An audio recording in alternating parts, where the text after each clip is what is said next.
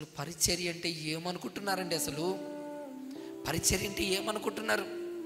చూసే చూపులో పరిశుద్ధత ఉండాలండి, మాట్లాడే మాటలో పరిశుద్ధత ఉండాలండి, చేసే పనిలో పరిశుద్ధత ఉండాలండి, పరిశుద్ధ ఆభరణములను ధరించుకొని ఆయన సన్నిధికి రావాలండి.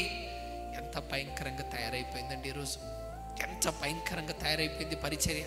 ప్రియులారా, అపవిత్రమైన కామంతో కూడిన పరిచర్య మంచిది కాదండి, అది మంచిది కాదు. పరిచర్యలో ఉన్నప్పుడు ఎవరు వచ్చినా వాళ్ళందరూ కూడా సంఘ బిడ్డలు అన్నప్పుడు సంఘ బిడ్డలుగానే చూడాలి. ఎవరిని ఏ దృష్టితో చూడాలో ఆ దృష్టితోనే చూడాలి. అక్క వయసు గలవారిని అక్కగా చూడాలి, చెల్లి వయసు గలవారిని చెల్లిగానే చూడాలి, అమ్మ వయసు గలవారిని అమ్మగానే చూడాలి, అన్న వయసు గలవారిని అన్నగానే చూడాలి.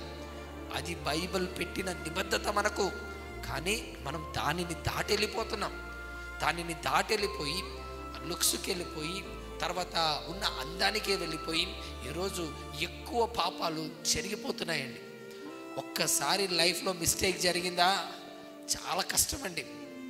అందుకే మొదటి రోజు చెప్పాను నేను, దావీదు గారు తిన్న దెబ్బ మామూలుగా లేదది. ఆయన జీవితాంతము గుర్తుండిపోయేలాగా దేవుడు శిక్షించాడండి. జీవితాంతం ఆయన చచ్చేంత వరకు ఆ పాపం ఆయనను వెంటాడిందండి.